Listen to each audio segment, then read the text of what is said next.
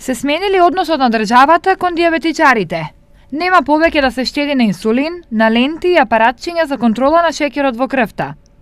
Ова им било ветено на лицата со диабет на заеднички состанок во Министерството за здравство.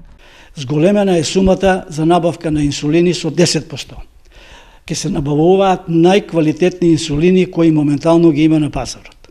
Тендерот е, како што нагласив, дека е распишан, дека ќе има набавка на нови апаратчиња за мерење на шеќер, за разлика од поранешните кои даваа различни резултати, ќе бидат набавени најсовремени плюс-минус 0,02% што даваат. Значи тоа речиси 100% гарантирана точност во мерењето. Беше договорено дека ќе добиваат и диабетичарите тип 2 дупло повеќе ленти од нова година, за разлика од сега што добиваат само 25 месечно.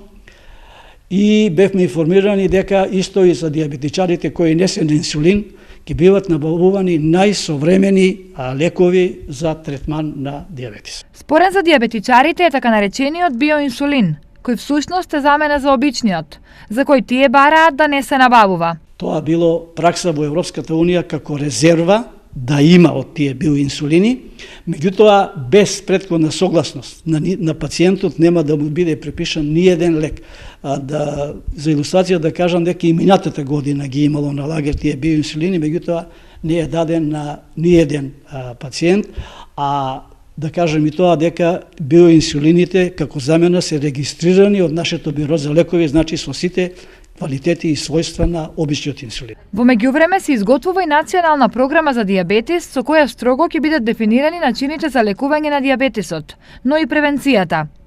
Според Сојузот на диабетичари, за нив е неопходно да се спроведе едукација, како на населението, така и на здравствените работници, зашто во многу здравствени институции нема ниту еден лекар ендокринолог.